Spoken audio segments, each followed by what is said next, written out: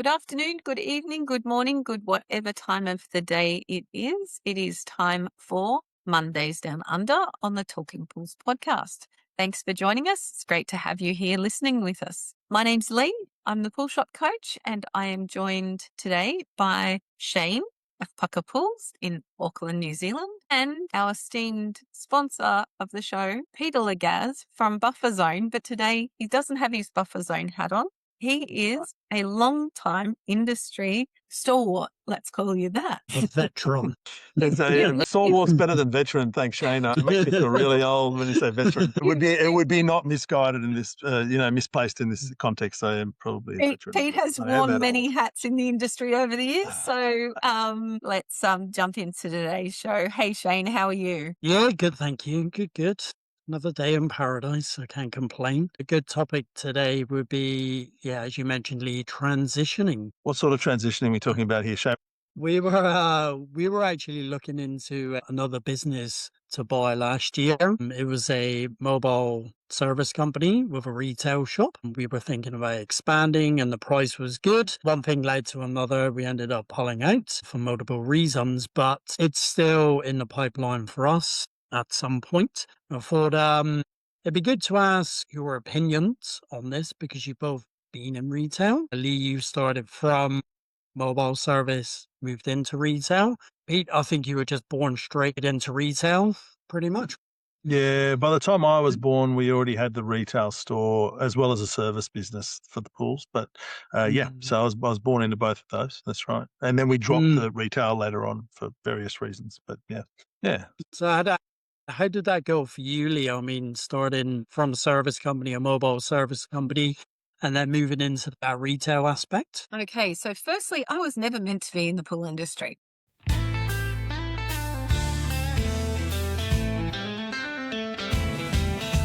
the land of Rue and Pavlova too, we're fixing pools and having a brew. Chemistry chats and business yarns, from backyard spas to resort lagoons, mate. No dramas. It's Mondays Down Under. Grab your thongs and your hat with Lee and Shane. You'll have a chin wag about that. From green pool nightmares to a filter gone bust, we'll tell you straight, no worries, just trust. Okay, so firstly, I was never meant to be in the pool industry. None of us were supposed to be. But now there's qualifications, people are going to start, they're going to stop saying that. Had anybody told me 27 years ago, or let's go a little bit further because I have now been in the industry 27. Let's say if you told me 30 years ago that I was going to be in the pool and spa industry running my own business, I would have thought you were absolutely crazy. So yes, it did start as a mobile service company. I was actually in real estate, couldn't get anybody to look after the pools on my rental list, and went home and was whinging to my husband one night about it. And he went, I wouldn't mind doing that. So being a stickler, crossing the T's, dotting the I's, wanted to do things the right way. We made inquiries and went through SPASA and all sorts of things over that transition period of finding out what we should do to start up. And we did actually buy a little bit of a service run that was coming to our area. The guy was nearing retirement and basically it exploded. So I ended up having to give up my job after 12 months. The plan was never for me to give up my job. I was going to stay in what I was doing. My husband was just going to have like a pool run that he was just going to do a couple of days a week, and he was going to stay at home and raise the kids. Well, none of that happened. I had to give up my job, ended up in the business well and truly entrenched, and love it. I wouldn't change it for the world. So while it wasn't what I had planned, it's definitely been great choice for us, great lifestyle with the family. But yes, and then we transitioned from being a mobile service business into a retail store. We did actually have our service business about 7 years. I call it the 7-year itch. 7 years before we opened our retail store. We would have done it sooner had the right space been available. And the rest is history. 25 years later, or 25 years after we started it, we sold it. So it was a long run, a very successful run, and very profitable. So it was a good choice. Buffer Zone Systems are the pool and spa industry specialists with a complete range of software for pool shops, service companies and commercial aquatic facilities. With more features and integrations than any other pool industry software, you really need to reach out for a one-on-one demonstration. Contact Buffer Zone today. That's bufferzone.info. BUFFERZONE.info again. That's bufferzone.info. What are you waiting for? Don't be a bludger. Go to Buffer Zone now. I think I'm sure there's no regrets. I think from what I see, I have to say that moving from a service business into a service and retail business is, and that, first of all, natural progression. And I see it quite regularly with my customers. It does become something that they do. For me, that is the best option. If you're going from a pool shop and then trying to add on a service business, or not that that's a problem, I think that that's also a good option. Probably less likely. Most pool shops already have a service division on them, but I do see it quite often. And I feel like if you get the right advice, it can be a really smooth transition. And that's, I don't know, we're not speaking our businesses here, Lee, but that's where someone like you would come in perfectly for this sort of scenario. You've done this before, and you've got a lot of industry knowledge and all that sort of stuff. When I, again, not specifically talk about my business, but when I started Buffer Zone, I'd been in the pool industry already at that stage for decades. And I went to a fancy university and did a 10-day course over there about starting new businesses within existing businesses, right? Because I wanted to educate myself on the pitfalls or the challenges or like trying to foresee the obstacles. So I did this this stupidly expensive course. It was a great experience, but what you would be doing if you were doing this is not untrodden ground. What I was doing was probably a little bit out of the ordinary in terms of going to a software business from a pool business.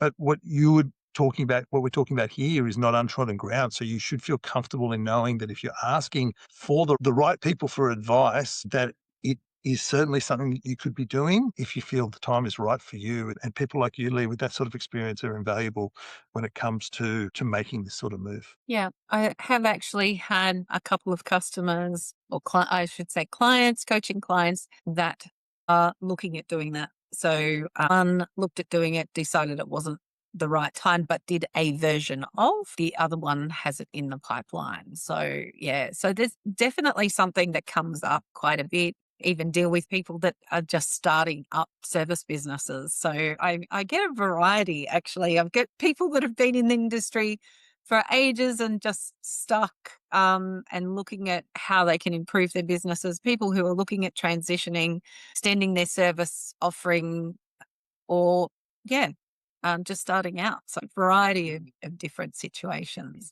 I think I bring a lot to all of them, so which is really good. But no, you do. You would definitely would. And I guess from my point of view, having seen a lot of these things happen over the years, I feel like it's important to get, I guess if we're talking about specifics, it's important to get comfortable with your suppliers and have them help you. They will, if they're a good supplier, they will maybe not give it to you for free, but they'll help you fit out your business with signage and all that sort of stuff. It's important to make sure you're setting out in the right foot with your data.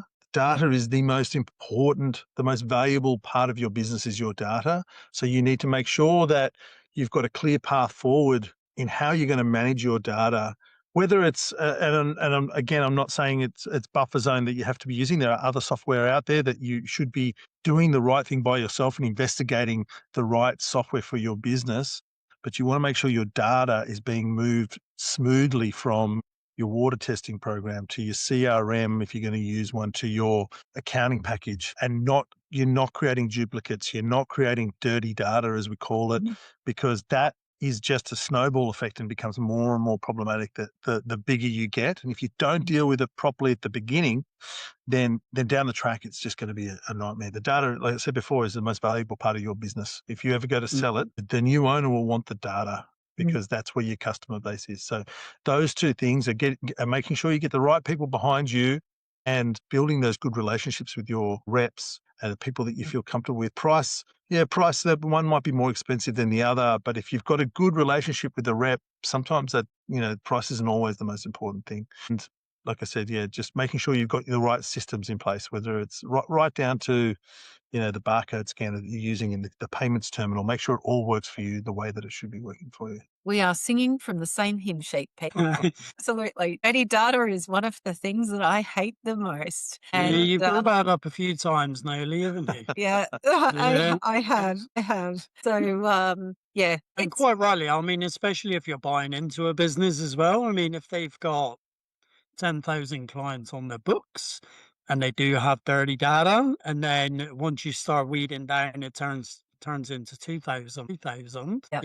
Is it then a profitable business to actually buy? And I've had that exact situation, Shane, where I had a client come to me and they wanted to market to their client base. And I said, okay, well, you've got data, like people move, pools don't.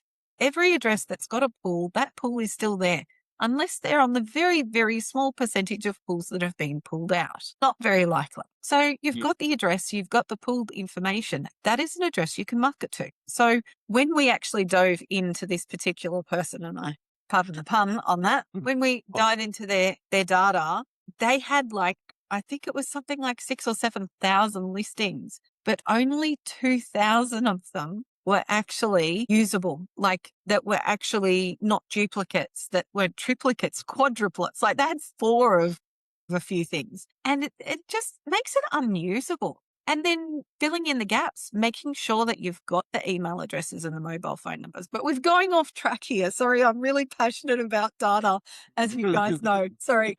But look, yes, it is a natural progression from a service business to a retail space. And like Pete said, there probably is very few pool shops that don't have a retail service division. The two do very much go hand in hand. Though, Pete, I understand, your parents started with a service business. Is that correct?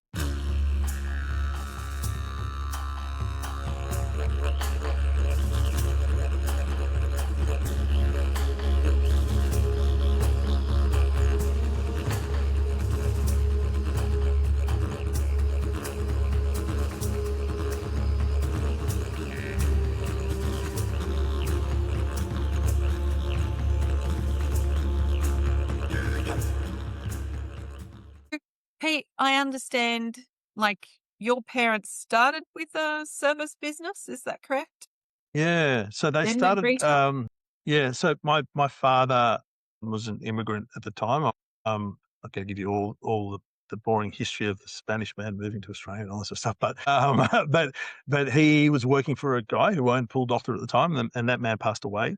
And so my father, it was a service business, and my father bought the business off his family. And then they moved into retail. I'm simplifying the story a bit because it's unnecessary to go into too much detail, but they moved into retail at the time, and they managed that retail business for many years, as long as I can remember from being a child. It's been in my family at that time, and they sold it they ended up, unfortunately, and I guess this is a good lesson to learn. My mother would run the pool shop and my father was doing the service work. Now, my mother hurt her back from lifting all the salt and the chlorine and all that sort of stuff over many years. And so they tried to step back from the retail side and just put managers in.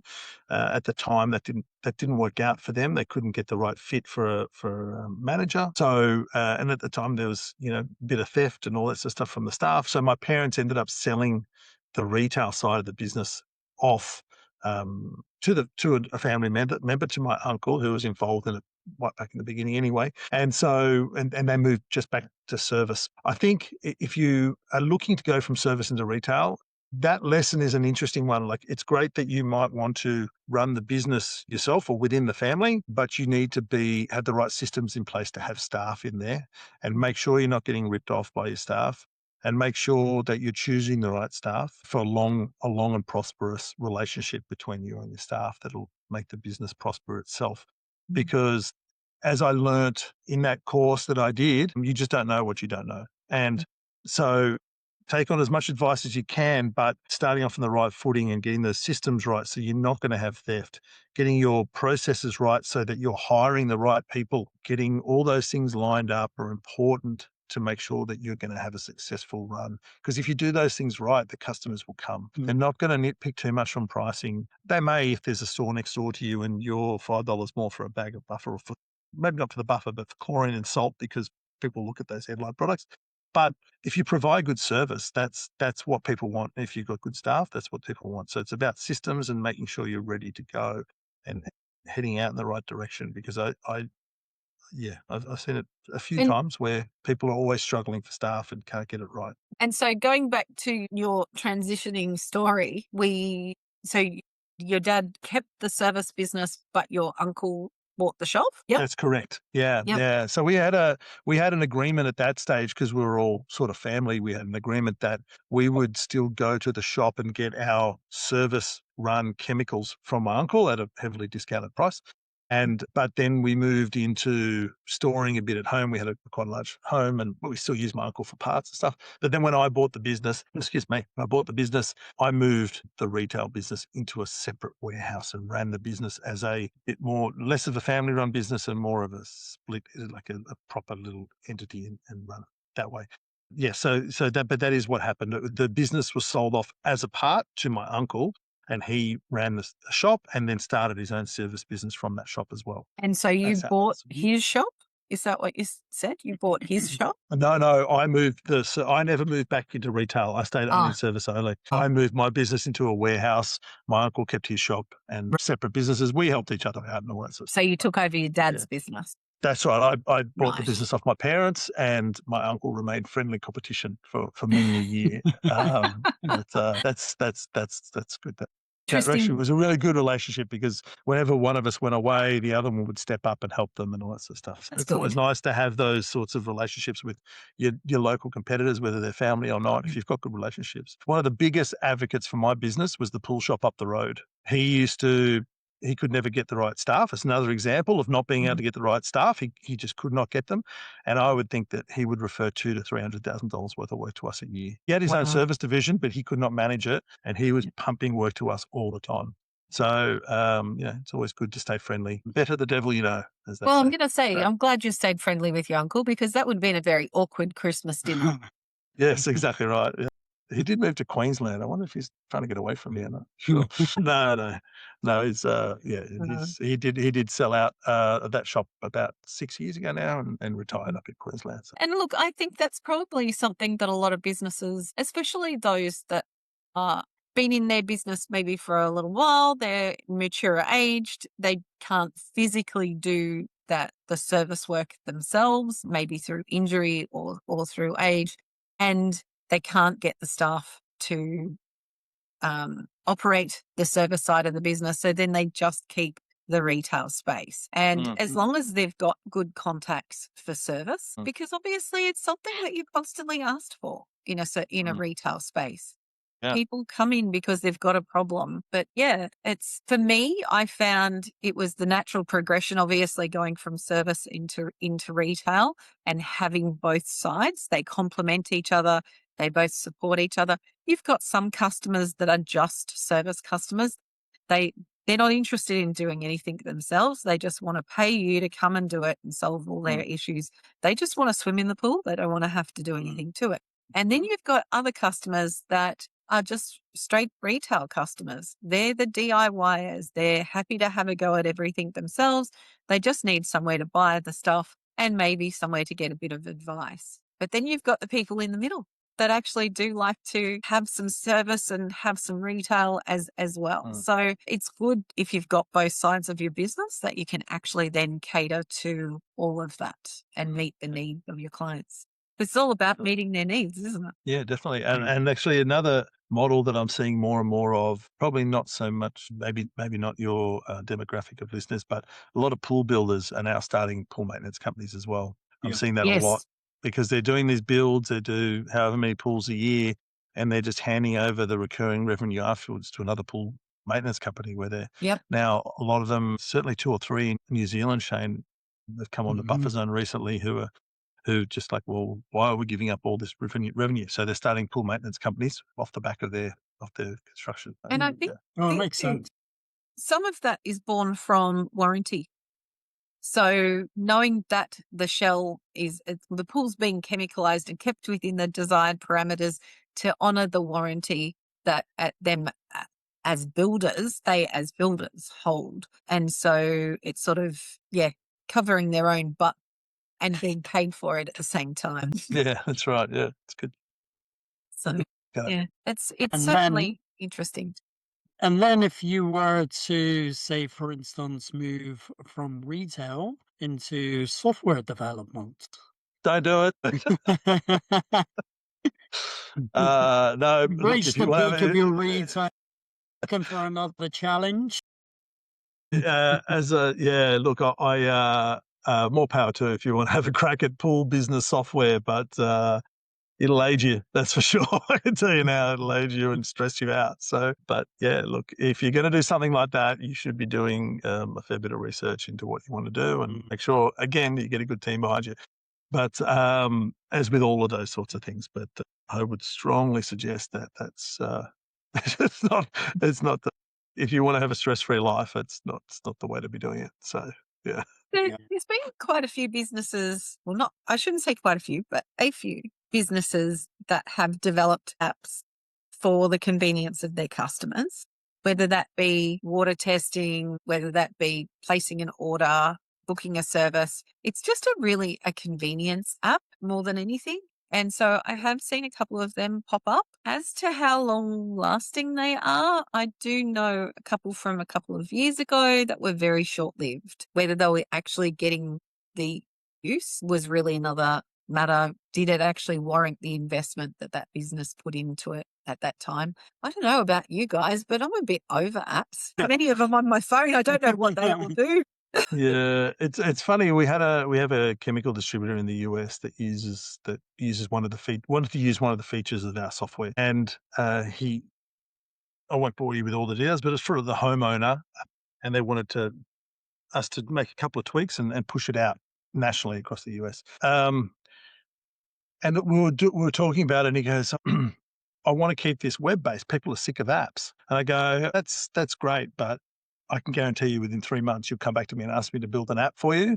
And that's exactly what happened. Yeah. Yes, people have had enough of apps, but the convenience that does come with an app is it's hard to get past, unfortunately. So it's now a fact of our life that we have apps, Yes. something we have to deal with. And you're right, 70% of the apps on my phone, I don't even know what they do anymore. I just spent the last weekend going through my apps and putting them in folders because I just had page after page after page of apps. I've done that. Yeah, And I've done and I'm clicking on them going, what the hell are you? Like, I don't know what you do. And I'd click on it and then it'd try to open and it'd be like, this has been superseded or this is no longer available. And I went, okay. So I actually had a few that I could delete. But yeah, there's certainly do have a convenience as long as they actually do something and they add value to our lives. So if you're creating an app, do make sure that it really does pack a punch and does meet the needs and the expectations of your clients. And make sure you keep it up to date and active, because if you're not doing that, there's no point. Yeah, that's it. But then I know industry people that have gone on to sell their business or maybe left not the industry, but left being a service technician and have gone into being reps. A lot of reps have been. And I think that's great because they bring so much to the table. They've been at the coalface. They've been on the other side of the counter. They can really bring some value to the businesses that they're dealing with because they can really relate to what they're going through. I think it is a really valuable, can't say asset, but attribute they bring to that role as a rep. Yeah. Yeah, I agree with that. Yeah, for sure.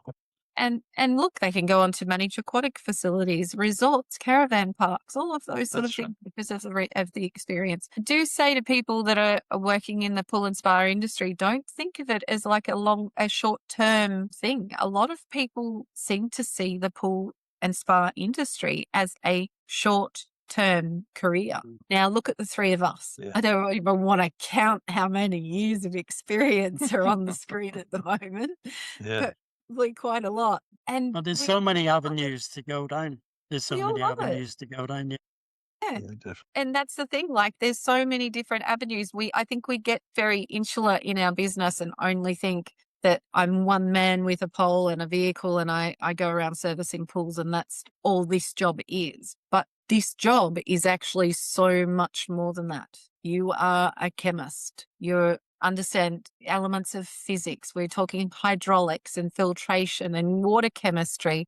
And we're dealing with electricity and plumbing and computers and God knows what else. Like it really is a very diverse role that we actually fill as service technicians or in the swimming pool and spa industry. And I think it is very underrated and undervalued, even by ourselves at times and even by the employees that are filling those jobs. So it's important for us. And we've talked here today about staff shortages and people not finding people for the jobs. And maybe it's how we're selling it. We've got to sell it as a career. It can be a career. We all know people that have been in the industry for decades. It is a career, a multifaceted career that can take you down lots of varied paths. So look at it as a long-term picture, not as a 2-year job. Yeah, definitely. Well said, Lee. Sorry, passion comes in there again. You cannot not say that I'm not passionate about the industry. Right. That's No, for no sure. one would dare say that about you, Lee. That would be the complete opposite of what the situation is. So, no, it's Oh. great. It's great to hear that passion come through. It's nice. Well, thank you very much again for joining us, Pete. It's been No, great thanks to for have having you me. on board. Thank you. And appreciate thanks to Shane, as always. I couldn't do it without you. Thank you, Lee. So thank you to our listeners for joining us again this week. We hope you have got some value out of today's podcast. Remember, if there's anything that you would like us to discuss, any topic suggestions or any questions, just drop an email to talkingpools@gmail.com and we will assign that email to the most applicable pod show host. Until next week, again, thank you for joining us. We look forward to talking to you next week. Thanks, guys. Thank you. Thank you.